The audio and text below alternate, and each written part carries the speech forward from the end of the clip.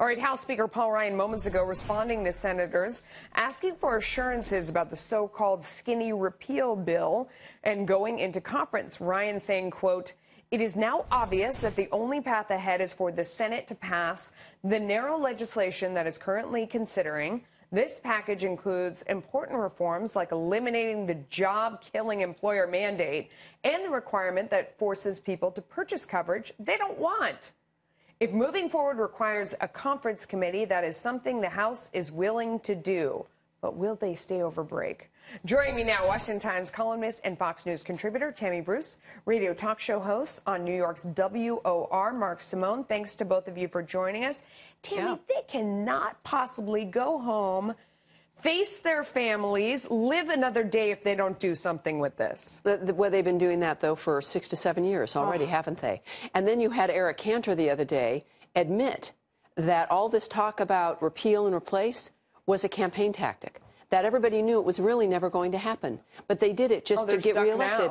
You know, and so this is why they hate being in charge, because now it's clear. I think that I've not expected anything really to pass, because if they were going to do so, it would have happened before now. But they are now in trouble to a very serious degree. And I think that this also speaks to Mitch McConnell. I don't think that he's lost control. This is exactly what he wants to have happen. This is why the president really has to be treated as though he's an independent.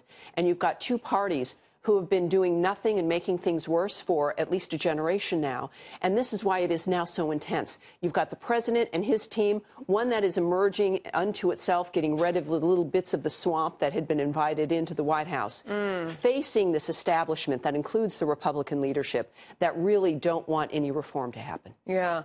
Mark, what do you think? I mean, have they intentionally painted themselves into a corner where now they're forced to do something real? I think the problem is, and we all have to admit it, there's no Republican Party in Congress. There's no anything. They had 6 years to get ready for this moment. Yeah, but who cares if they're no Republican? They are now there. I'm going to lock them in there without supper until they get something done. Why wasn't the Democrats? Why weren't they tweaking Obamacare, getting it better and better? Who cares? These people got to get it done now. I don't care about the past 7 years. I don't care about the excuses. Well, I'm just saying, you had to be planning for years, getting ready for this. Paul Ryan's supposed to be the wonk. Where was the team putting together the perfect replacement? They had nothing. They have nothing, and they're just making it up as they go along. Well, here's what they're going to do. They better do some homework. If they don't pass anything that's real about repealing or changing this, then they'll come back and say, well, since we don't have a solution, we've got to save the insurance companies. And that will be the bill that passes.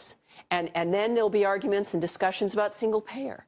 It's going to be a fascinating time. And let me tell you, 2018, it is going to be very, very rough on a lot of these people who think that they're in there for another 20, 30 years. They're going to have another thing coming. Okay, wait. I don't want to run out of time without moving on to Anthony Scaramucci. I'm sorry. We're trying to avoid it. No, not going to. Oh, my gentle ears. Oh, no, he used foul language. I can't handle it. I've never heard those words, except every time I've ever been on a trading floor.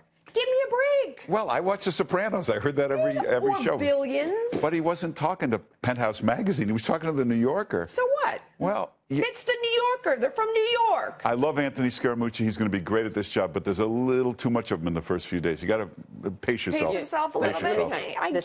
The same arguments were used against Mr. Trump, against President Trump. Exactly. The fact is that this is what the American people have voted for. We are tired of being patted on the head and stabbed in the back. Right. We want bluntness and we want action. We get both of that from President Trump and from Mr. Scaramucci. Now, I am also half Italian, so I appreciate him. Forget about it. And at the same time, Americans realize that, look, Obama talked really nice for 8 years, and the country's a dumpster fire. We want honesty. Part of transparency is being serious with the American people, because we can handle it. And the fact is that this is not theater and demonstration or some kabuki theater. This is real life. We want the future back. Amen. And it's going to be these men and women who bring it to us. And I'm very excited about what's happening. See, Mark, I'm tired of the lying. I'm tired of the fakeness. I'm tired of the I'm so nice to your face and I'm going to stab you in the back. Scaramucci said I'm a front stabber. I'm more of a front stabber kind of guy. I'm going to make T-shirts, print that in the back so anyone coming behind me can see it. I mean, come on. This is what Washington, you say you're going to do something and you don't. You say you're my friend and then you're leaking stuff about me. I think he's just being honest. Okay. No, I agree with you, and you're right. This is a whole new era, and all these people that say he shouldn't tweet, who are they to tell him when he'll talk and where he can talk and what he can say? There'll be a time 5 years from now where they won't believe that somebody got annoyed at a president for tweeting. It'll be the way a president communicates. You know, Roosevelt got a lot of flack for going on the radio. Yeah. It was a new experimental medium. Yeah. Is there any chance that he said this to this reporter on purpose, that this is all not an accident, it's actually a clever scheme?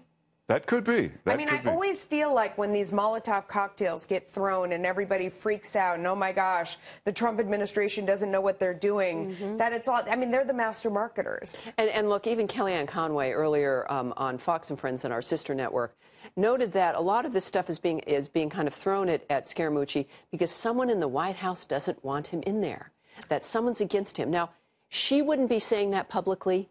He wouldn't be saying things publicly unless there was a general agreement and an understanding that this is what would be occurring. So look at Mr. Trump is not some hothead, neither is Scaramucci or Kellyanne Conway. These are individuals who know what they're doing. And I love the pearl clutching because everyone is being caught off guard, and that's keeping them on their heels. Yeah. And in the meantime, they're taking care of business. Yeah, I don't know. I mean, to me, it feels intentional. Well, it could be. And it's not about tone. It's about accomplishments. That's all that's going to matter. There you go. All right, so we'll see what happens. Thank you. You're brilliant.